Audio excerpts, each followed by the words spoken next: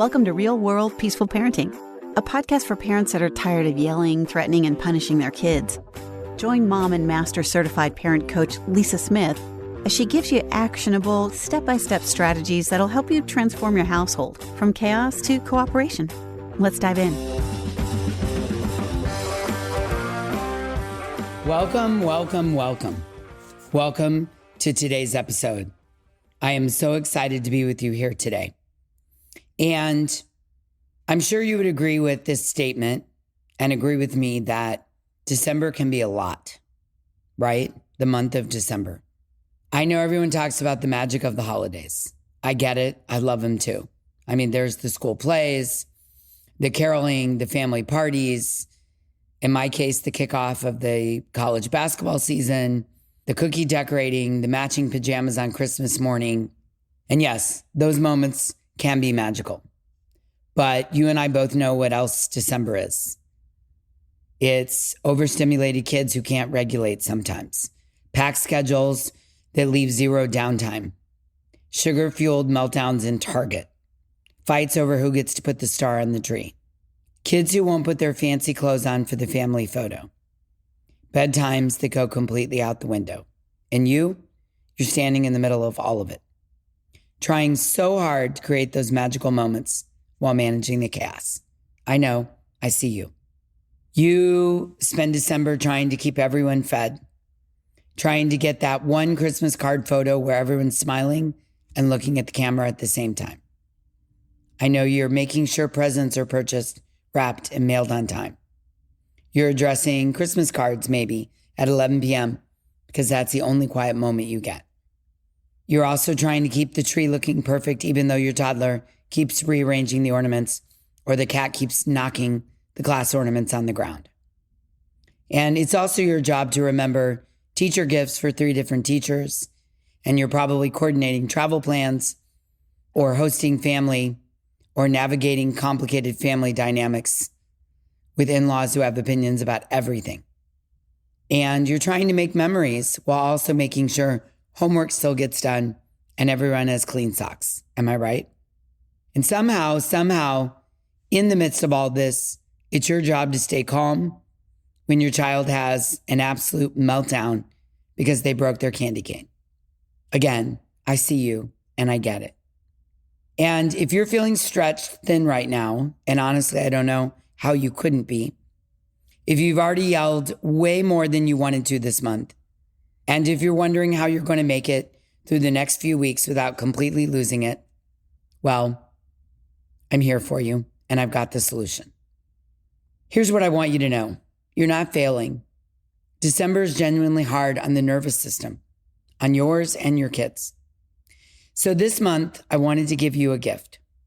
This month, I've curated 4 episodes that really hit home on helping you and your kids' nervous systems stay regulated.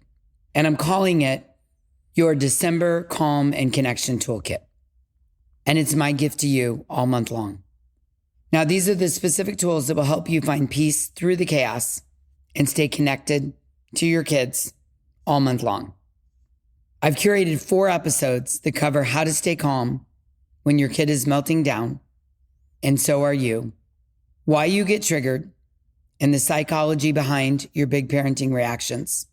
That's a 2-part series. And then finally, why your kids can't listen even when they desperately want to. I picked these episodes to help you understand your nervous system, your triggers, and your kid's developing brain.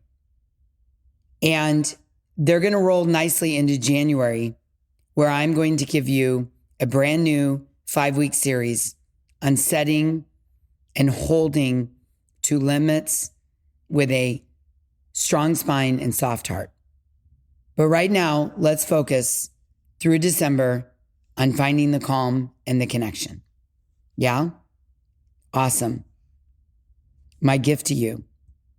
So wherever you are right now, whether you're driving to another holiday event, folding laundry while your kids argue in the other room, or hiding in your car in the Target parking lot after a particularly hard moment, I got you.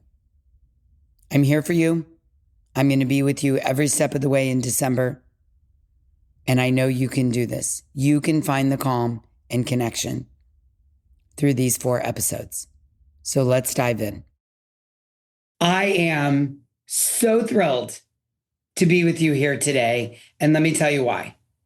Last week in part 1, we dug into the science of triggers, those 3 hidden psychological threats that hijack every parent. Identity, social standing, and loss. We talked about how our amygdala, our brain's alarm system, flips into overdrive before your thinking brain, the CEO, can even catch up. Psychologists call it the amygdala hijack. I call it a royal pain in the patootie. And neuroscience shows us that triggers aren't proof you're broken, they're proof you're human, right? But today we're getting real. Today, I have invited some brave parents from our Hive community to share their actual stories. And not even the polished version, but the messy, honest truth about what it looks like to recognize your triggers in real life and transform them. So listener, grab a cup of coffee, glass of wine, or put your sunglasses on and settle in, because we're going to listen to some stories that might sound a lot like your own. So please join me in saying a hearty thank you and hello to Trina, Viv, and Erin. Welcome, y'all. Glad to be here. Happy to be here. It's going to be fun. Yay, yay, yay. All right. Let's start with identity triggers. And as we know, this one hits the deepest. Y'all, these are the moments when your child's behavior feels like it's questioning who you are as a parent.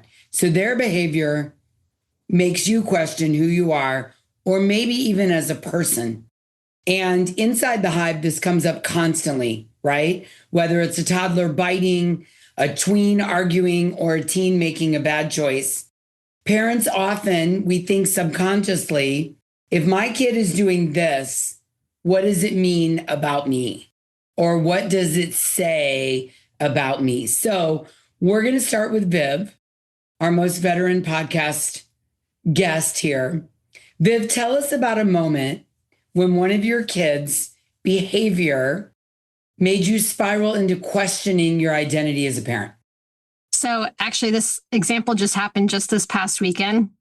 I think my identity before I found the peaceful parent and found you was that I was an angry mom. Like that is just what my identity was. I thought I would always be angry and it was just my lot in life to figure out, but that I would never be a non-angry parent.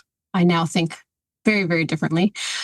So this weekend we were traveling, we were away helping with some nieces and nephews go for college orientation. And it was the last day and we were grabbing lunch before hitting the road. And I had asked my daughter, who's 13, come order lunch with me so I know what you want and I'll bring it back to the hotel where we were going to eat. Well, she decided not to come. So I was like, that's totally fine. So I took her order. I went and I ordered it. Of course, they didn't have what she wanted. And I just made a decision on the spot. She wasn't next to me. Got lunch and I'm bringing it back. And as soon as I brought it back, my son took it over to the hotel before I walked in. And when I made it to the hotel, she came out and right away, she's like, you didn't order what I wanted. And now I don't have enough to eat. And I wanted these chips and I didn't get these chips. And I just total triggered in that moment and snapped at her. Like my voice went high and I was like, well, if you would have come, you would have been able to order what you wanted. And I'm standing with one of my sisters. And so being the watcher of my thoughts, I'm like, I can't believe I just snapped. I'm sleep deprived for sure. We're all sleep deprived after that weekend.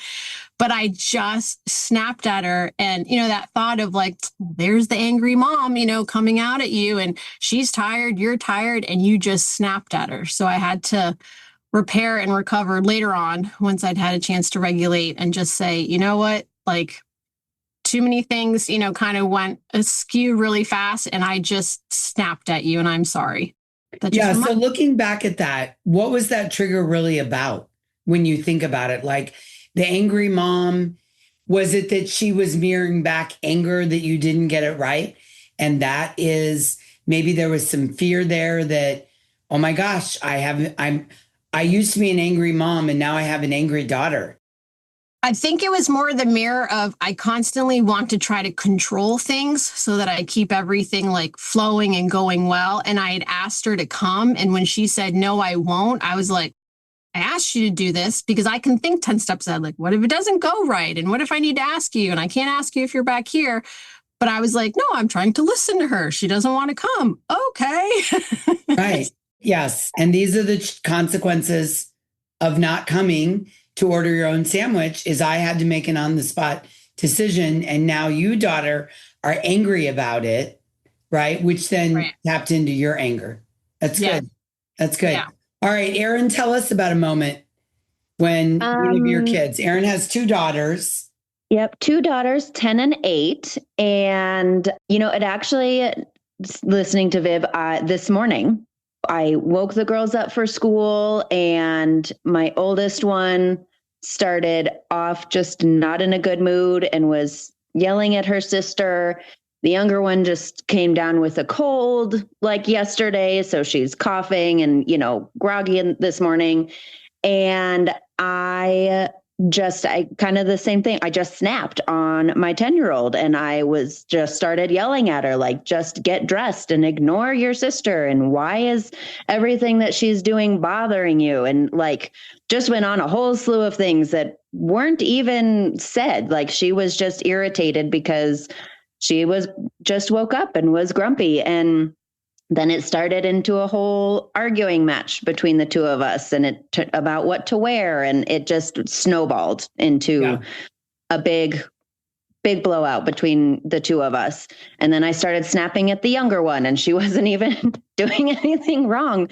And I kind of paused because I learned the lovely pause from Miss Lisa. And I was like, I need to walk away. And I went downstairs and I got the dog her food and her medicine and calmed myself and then went back and I apologized to my 10-year-old for snapping at her and that it wasn't her fault that, for my reaction. And we had a great talk and we just decided to start the day over. And she kind of took a few breaths and then got dressed and we had a great morning after that. But it really brought me back to kind of like Viv was saying, I'm angry because before I found Lisa and the peaceful parent, I was yelling all the time.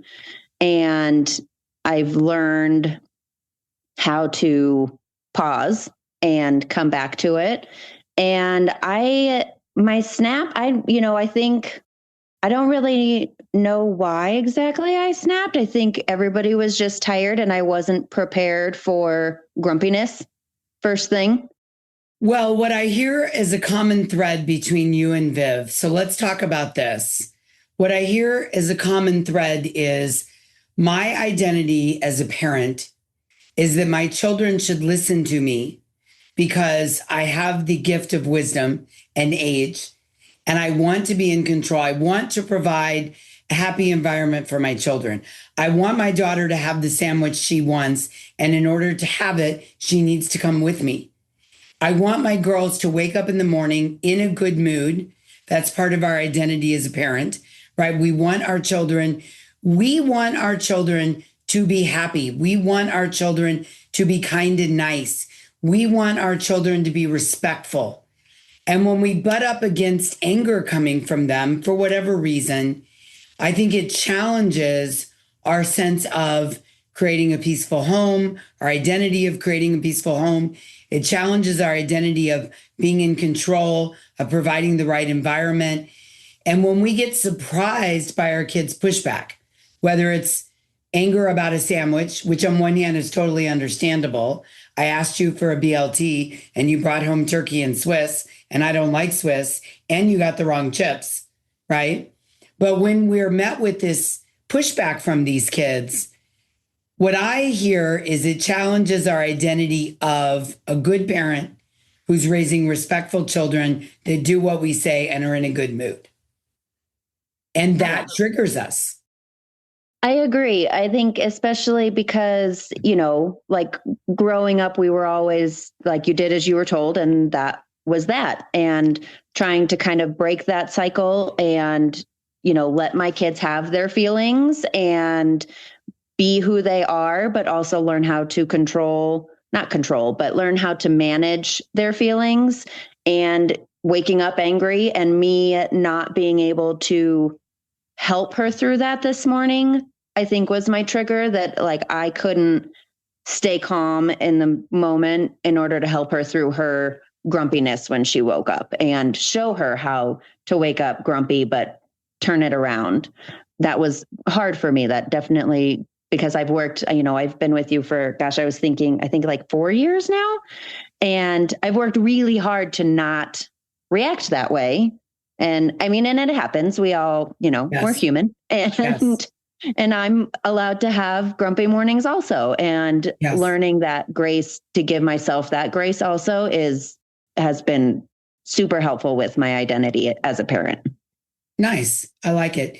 Yeah. I think one of the points that I want the listener to hear is, and I am finding this to be 100% true, when my reaction is disproportionate to the crime, when my trigger seems not to be reasonable, right? Or I get super triggered by something, I have been reflecting on that. And what I find is that it's often related to identity, social standing, or fear of loss, right? So waking up, you might be someone, Erin, and I'm going to move on to Trina here in a minute, but a last comment. Here's another example of how this might present, listener. Erin might be someone who identifies as waking up happy in the morning and in a good mood, and she gets up ready to start her day. And I certainly am this person. I wake up very ready to go, very awake, very alive. Like I am working out within a half an hour of waking up. I live with two people who call themselves diesel engines and are very slow. Like the first half an hour, my husband's awake, we barely speak. Because I'm like, good morning. How'd you sleep? What do you want to do today? What are we going to have for? And he's like, do not talk to me. And Malcolm is that way as well. And so I think that the other thing that might have happened this morning is your identity of just the kind of home you provide, right? When our kids wake up grumpy sometimes, if it's unusual, it triggers how we see the world and the identity of the peaceful home that I provide and the way I wake up in the morning. So just an interesting observation. Now, Trina is on the other end of Erin with older children. And so I think it's great to also hear how this just continues to pop up no matter what age the kids are. Yeah, I was thinking about this and I'm thinking I'm going to go back to when they were teenagers. But again, we're human. And I find that it still happens now, even though, the work helps. And it really happens a lot with my spouse. So, oh, okay. Tell us. Throw that in there too. So I remember when my kids became teenagers and they're just, kids are learning, right? And they're trying out the way that they speak to you. But I would find that I was incredibly triggered if they would say something like, well, duh, mom, and just in that attitude, it was like, don't speak to me like that. Or, and I would just unreasonably react. And thinking about that, it is definitely a childhood wound. I was the youngest of three, two older brothers. And I think quite differently than the rest of my family. And I often got chastised for asking questions or like, well, that's stupid. So now whenever there's anything in communication with my kids or my husband, if it sounds like they're trying to say, well, that's obvious or that's stupid, I'm like, and I just bristle. But definitely an identity thing from childhood. Yeah. Yeah. Because you're not that person you were as a child and you don't ask stupid questions.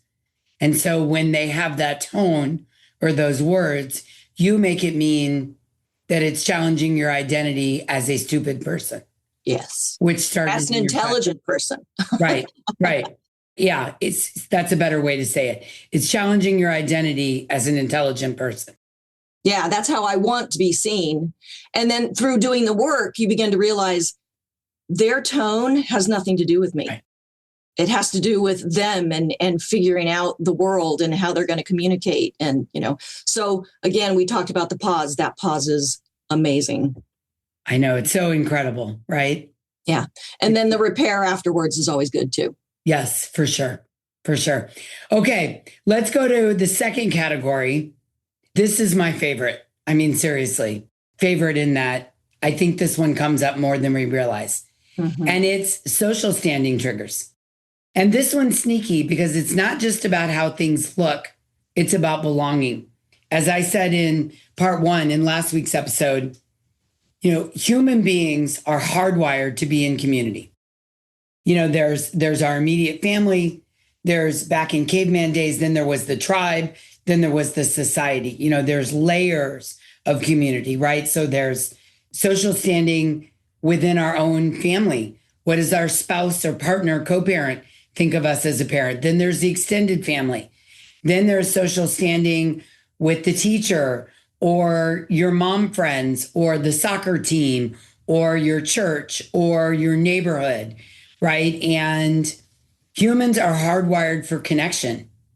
So when our brain thinks our child's behavior threatens how we'll be judged, our nervous system reacts like it's a matter of survival, right? And this one, this is one where you identify as someone who's buttoned up and on time and has your act together. Maybe you've been this person your whole life. Maybe you grew up in a family where things were very scattered and there was never a plan, or the opposite, you grew up in a family that lived by the planning credo and your kid is late for school every morning or dawdles in a way that threatens that you're going to be late for school.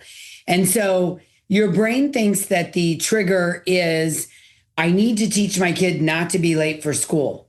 And I agree, that is important. We do need to help our children be on time. But the level of dysregulation that comes up is beyond that. It's not only that, it's also, I identify as an on-time person, and my brain is sure that Mrs. Jones, my kid's third grade teacher, is going to judge me as being a scattered hot mess that can't get her kids to school on time. And the idea that Mrs. Jones is going to have that impression of me contributes to my dysregulation in the morning, where I suddenly am losing it on my kid because they don't have their shoes on and we're going to be late, right? This is the way this social standing trigger sneaks into our parenting. So I'd love to hear one of you tell us about an example of this in your own life where your child's public behavior triggered that hot flush of shame. I think this is part of why I joined the Hive, because I'm sure Lisa remembers when I first started, my youngest would wear one outfit and one outfit only every single day. And I forgot about that, Erin, but yes, yes, one outfit only. It was a romper. It wasn't even the softest thing she could have chosen, but it was what she chose. And I really struggled. I mean, we struggled with things in the house. Getting it on her was, even though it was the only thing she'd wear, was always a struggle. And then, taking her to preschool and she's wearing the same thing every day. And of course it's stained and it's, got holes in it and everything. And I was mortified because I'm like, how I can't get my child to wear something else. And people are like looking at me and they're looking at her like, why is she in this same thing every day when there's no reason for it? And that's what I'm thinking they're thinking. And it was hard. And I really struggled with wanting to look like a put together, because I am how you described, Lisa. I am on time. I am always ready. Like nothing is, amiss. You and are buttoned up. I am buttoned up. Thank you.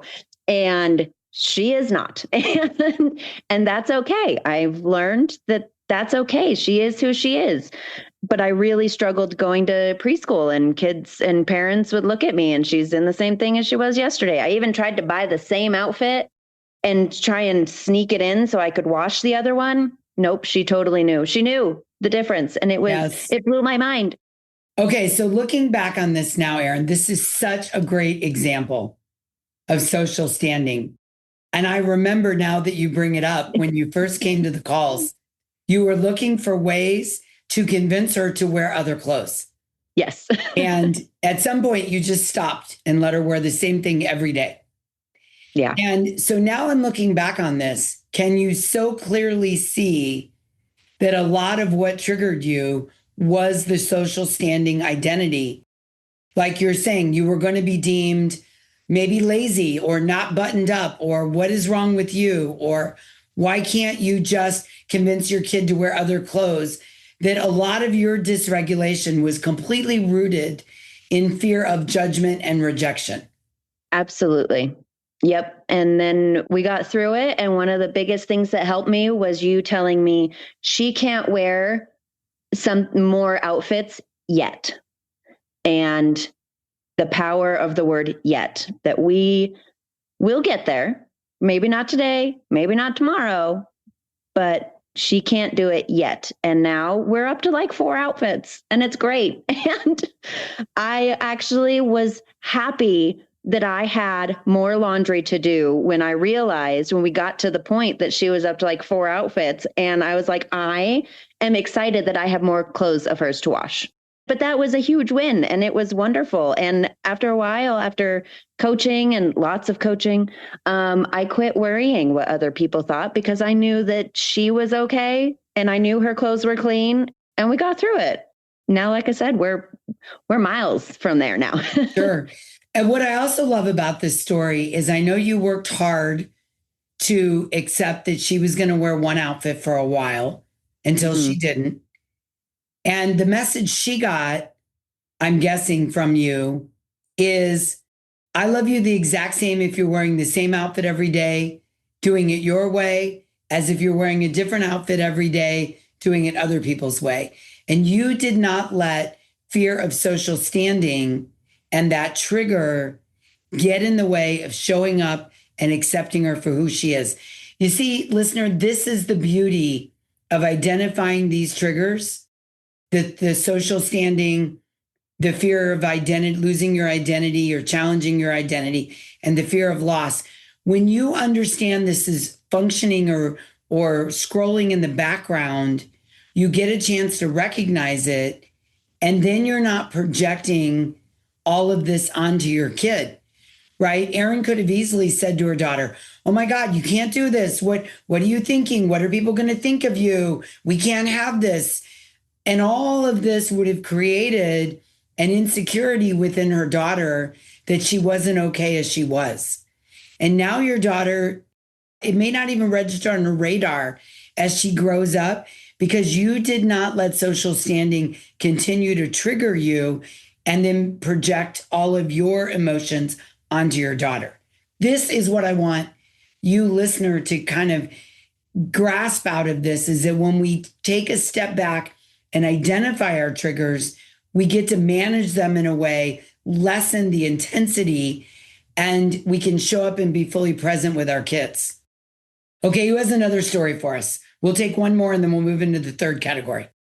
So mine was moving from that identity of angry mom and transforming into peaceful parent. So over the summer, we go down and we visit my parents, and my son is now a teenager. And we were down there, and the example is probably something like the schedule changed. And my son really struggles to be flexible. Like when the plan changes, he gets dysregulated. And he must have raised his voice at my husband, but my mom was standing there, and she thinks that is completely disrespectful. And she jumps in right away and she corrected my son on the spot of, "You do not speak to your father that way and you need to apologize." And when you come at my son directly, it usually doesn't go well. But I give so much props to my son, because in that moment, like, he caught it, he saw it, and I think he did apologize. And I just thought to myself, like, I just need to speak with him later. But in me, that social trigger of, I felt very judged by my mom. And, her view of him being disrespectful. Whereas I know in my family, like, okay, we have big emotions. Both my son and I, we both have really big emotions. And so that comes out in our voice a lot. And I've learned that I'm okay with that. Like, as long as we're not like saying mean things to each other, it's just more like all this emotion is inside and it just comes out in a raised volume, and it's not meant as disrespect. He was just flustered that he couldn't do what he wanted to do, or the schedule changed, or whatever it was. And so I've really learned too that that is a trigger for me, how people judge me and, oh, well, you're a peaceful parent and yet your child raises his voice. Like, is it really working? To I feel so much more connected with my son because I can understand why he's being triggered. I can understand why I'm being triggered and how to like work through that. Yes. Which may look differently to people. Like for my mom, it's not okay ever to raise your voice. In my mind as a parent now, I'm thinking like, no, I understand why he raised his voice. He was agitated. I need to help him with that, just like I need to work on my own tone. And I'm okay with that. So I think, grown in my confidence as a parent when I see those other people judging and I'm like, no, wait, this is okay. Yeah, that is a beautiful example of working through the identity and turning it around. I would say, first of all, that's why we call it the peaceful parent, not the peaceful kid, because the kid has the underdeveloped brain, right? And when I hear you tell that story, Viv, as a side note, what I hear is your son is signaling to you with the tone, with the volume, I am dysregulated and I am asking for help, right? That's what he's saying when a kid is yelling. And I agree with you. Malcolm yells occasionally too. And it's never at me or unkind or aggressive. It's, I am signaling in the worst way, the loudest way, that I need help with something that's going on, and that I've moved from green, yellow, orange, red. I'm in red. And I'm signaling, parent, that I need help. And because you've worked through the social standing trigger, especially in front of your mom, her comments to him did not pull you into your middle brain and get dysregulated. You were able to stay in your higher brain and say, thank you, Mom. But he really isn't being disrespectful. He's communicating in a loud way. Yes. And we allow this in our house. And you know what else I love, Viv? Side note, the fact that you understand you are a loud volume communicator when dysregulated. If you would be a hypocrite to be a loud volume communicator and not let him, right? That would be confusing to him. Your kid would grow up thinking, oh, well, the person with the power gets to be loud, but the person without the power can't be loud or they get in trouble. Therefore, I want to grow up to have the power. And then that would translate in a family to the oldest yelling at the youngest all the time because the oldest has power over the youngest, or yelling at people at school, or yelling at friends to assert a power that he's trying to have because the parent is allowed to yell, but the kid isn't. Yeah, that's 100% spot on. Right. Well done. Well done working that through that social standing within your own family. That's great. So what I'm hearing is how social standing triggers make us parent for the audience instead of parenting for our child. Light bulb moment here. Yeah. And social standing, because Viv could have easily turned around and felt the support of her mother or felt the shame of her mother and turned around and said, you know, son, don't talk to me like that. And the son would have been like, but I talk to you like this at home, right? So when you understand your social triggers, you're less likely to be performative for the audience, you know, and more likely to be able to parent the child in front of you who's struggling in that moment, right? So it might be in the morning saying, okay, you know what? Like Aaron did this morning, let's take a deep breath and have a do-over. And if we're 5 minutes late for school once, we're going to be okay. Let me see what my kid needs. Maybe my kid needs a hug this morning. Maybe my kid needs help finding the shoes, right? Viv resisted the urge to perform in front of her mother, to abandon her peaceful parenting beliefs, which ironically include that when her son is dysregulated, he gets to communicate at a loud volume. That is peacefulness. she didn't abandon that to perform in front of her mother for her mother's approval. That is such a brilliant example, because here's the truth. The people who matter will understand kids are learning and growing. And the people who judge, their opinions say more about them than you. That's what happens. And inside the Hive, parents often say, this is one of the most freeing realizations, that they don't have to parent for show, that they can parent for connection, which is what Viv and Aaron both just beautifully illustrated. The one outfit every day, right? That's parenting for connection. That's accepting it. And then celebrating when there's laundry, which I'm sure she never thought she would say. I love laundry, right? All right. So that's a beautiful example. So now let's move into the third category, which is loss triggers. And these are some of the most painful because they activate grief. Not always the big kind, but these little micro griefs. The fantasy of how it was supposed to go, unraveling bit by bit. Research on grief often calls these ambiguous losses. They're not obvious, but they still ache. So Trina, tell us about a moment in your kid's behavior that triggered the sense of loss. Maybe losing control, connection, or the family vision you dreamed of. I think what comes up for me here is not necessarily one specific time, but a loss of agency. Like I could even be fully anticipating doing something for my child, like their laundry. But as soon as it became the expectation, if I felt like they expected me to do that, I no longer wanted to do it. That loss of agency, that loss of being able to be the one to say, this is what I'm going to do. If I'm about to go do the dishes and my husband says to me, you know, those dishes need to be done, I immediately don't want to do them anymore. I no longer have the agency to make that choice. Right. Yeah. And so now I have my youngest possibly on the autism spectrum with a profile of PDA. They do not like being told what to do. Right. And understanding that trigger in myself and that like taking away their agency because you're nagging them to do something makes them not want to do it that much more. I have so much more compassion for them now because I'm able to see it myself through the coaching and the thinking about, you know, so that loss of agency for me is a big one.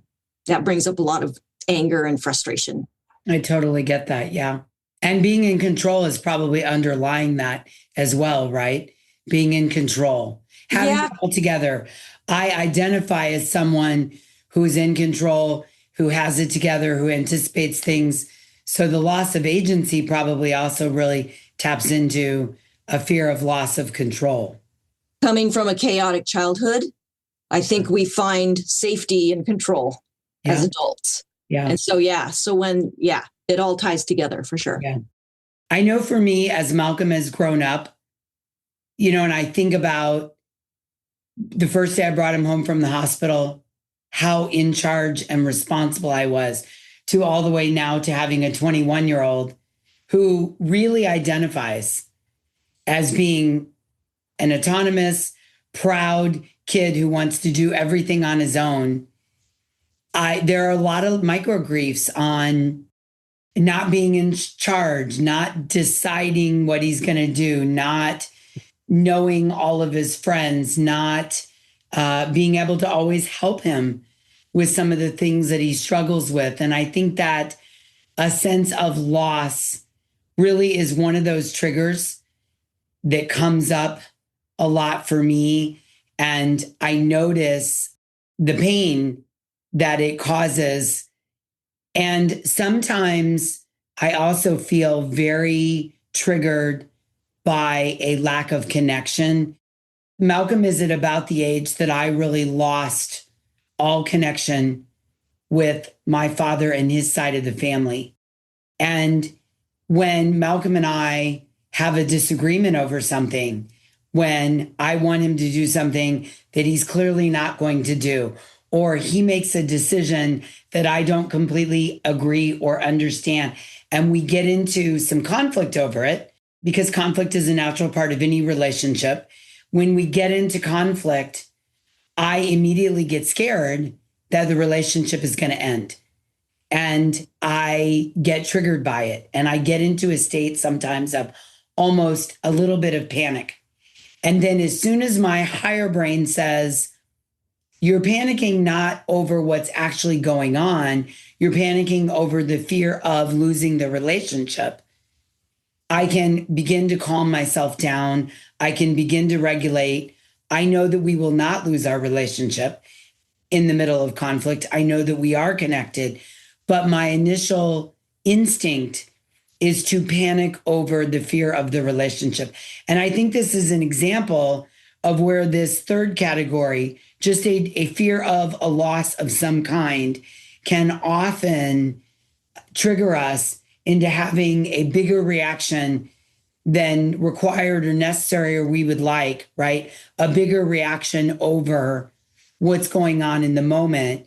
And then we end up parenting from that fear instead of just saying, do I really care that my daughter wears the same outfit every day? I mean, I don't like it, but I don't really care, right? I don't need to project that she's going to be 35 and wearing the same outfit every day, living under a bridge at the shopping cart, right? Or that my son is never going to not be able to not yell at people when things don't go his way. Or in my case, that if I disagree with Malcolm about something, the relationship is going to end.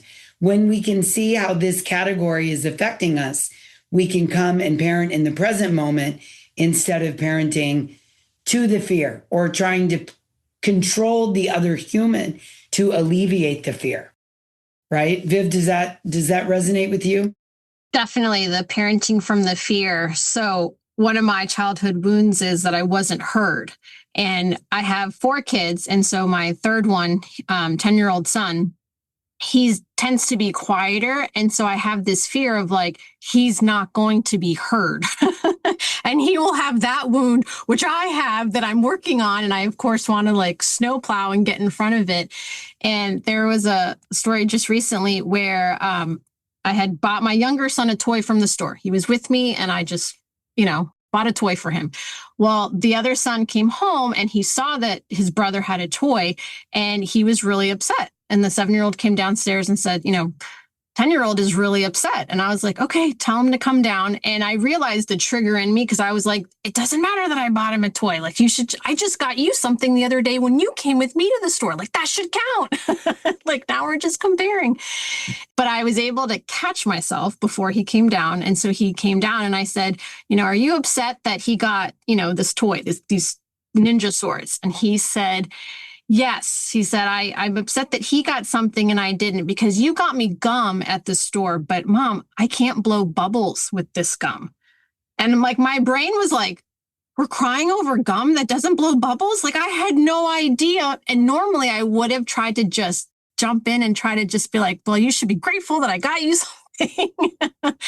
And instead, I slowed down enough to listen to him and realize like we're crying because the gum doesn't blow bubbles. And, this is something that I can fix. But I didn't fix it in the moment. I just let him talk and he even cried about it. I'm like, wow, we're really wrapped up in this bubblegum thing.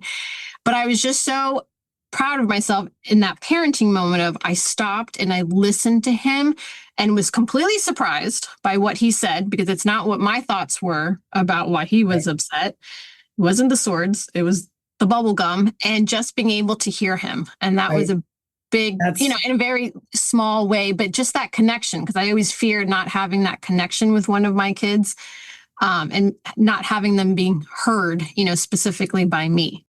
That is a beautiful example, because when you slow down and you don't fear he's not going to be heard, what you were able to hear was not jealousy or ungratefulness. It was disappointment that the choice I made doesn't match my reality. So your son was having a trigger of grief of not blowing bubbles. And what happened is when he saw his younger brother thoroughly enjoying the ninja sword, thoroughly enjoying his choice, he was able to reflect that his gum choice wasn't blowing bubbles. And what he was telling you is, I'm disappointed that I can't blow bubbles. And you just gave him all that space to experience that and feel that. That's That's beautiful. That's great. Anyone else have a story to share about the trigger of loss? Erin, anything you want to add here? I'm sitting here thinking, trying to think of a good example. And I think the biggest one for me is my girls fighting, because my brother and I growing up did not have a good relationship. And even now, we can only handle each other in small doses. And I've learned that when my kids fight, I feel the loss of I always wanted a sister, and I always thought we would be best friends. And the reason I didn't get along with my brother was because he was a boy, and, we just fought because we were different. And I had this idea in my head, having two girls, oh my gosh, they're going to be best friends. They're going to love each other, and they're going to, play together. And they're, had this whole wonderful idea. And that is not what happened. So when they fight or argue or bicker or whatever level of not getting along, it really it triggers me that they're not being who I imagined them to be together. And it's big, and it's still something I'm still working on, and being okay with them not always getting along, because they are human and they are their own people. And they don't have to get along. We have to be nice to each other and treat each other with respect, but they don't have to be best friends just because they're sisters. And that's something that Lisa has helped me with in the Hive, and seeing that, other people's kids don't always get along either. It's not normal for kids to get along 24/7. So, well, what I'm hearing is, I'm so glad, Erin, you shared that example. You guys have had amazing examples that really hit the mark. And what I'm hearing is, the real issue isn't the fighting amongst the girls. It's grieving a vision that doesn't match reality, right? You had a fantasy. Yes. I had a brother, we got along, but I wanted a sister. Now I'm going to give these two girls sisters, and it's supposed to be like Polly Pockets, braiding hair, holding hands, dressing alike, getting along. And the reality is that they're learning to work conflict out amongst themselves. They're learning to find their voice. They have very different opinions. They are different people. And when you see that, I'm not only getting triggered by the quote fighting, but I'm getting triggered by the loss of the fantasy that I had, you can let them grow while also just showing up for them. And what they will grow up to be, based on how you're showing up, Erin, is world-class conflict resolvers, right? They're getting a master class in how to negotiate, compromise, state your opinion, have an opinion, work things out. You're raising girls that are going to go out into the world and be amazing leaders, because you're giving them the space to work all this out. Yeah. It's a very healing part of this work we do as parents. So thank you for sharing that example, because I think it hits the mark incredibly. So now let's bring it all together. Triggers aren't about our child being difficult or our kids. They're about our psychology getting activated. And neuroscience shows us that even just labeling our triggers reduces the intensity of the amygdala response. It literally calms your nervous system. Literally, as Trina and Viv and Erin have done a great job of illustrating today. When you identify the trigger, whether it's kids fighting or your mother telling your son to stop being disrespectful, or the agency that's being banted back and forth in Trina's home like a tennis ball, it literally calms your nervous system. So what I heard today, and I hope you did too, listener, what I heard from the beautiful examples that Viv, Erin, and Trina shared, is the magic isn't in never getting triggered. It's in noticing it sooner. It's in naming it and choosing differently. And that's the work we practice together, as you've heard today, in the Hive, the real-time awareness, real tools, and real support, so that you can parent from your values instead of your wounds. So y'all know I love to give a homework assignment every week. So this week's homework is pretty simple, listener. Before you react to your child, pause and ask, what am I really afraid of here? What's triggering me? Is it identity, social standing, or loss? Try the phrase one of our parents shared in the Hive recently. This is about my trigger, not my child. Say it to yourself when you feel the heat rising. Neuroscience shows that naming your trigger literally helps re-engage your thinking or CEO brain. It helps it come back online. And if you want the tools, strategies, and support to really make this stick, then you know what I'm going to say. Come join us inside the Hive. It's where parents just like you learn how to regulate their triggers, stay connected to their values, and transform their family dynamics, just like Trina, Viv, and Aaron have shared with us today. Listen, you don't have to do this alone. So run, don't walk, run to thehivecoaching.com and come join us.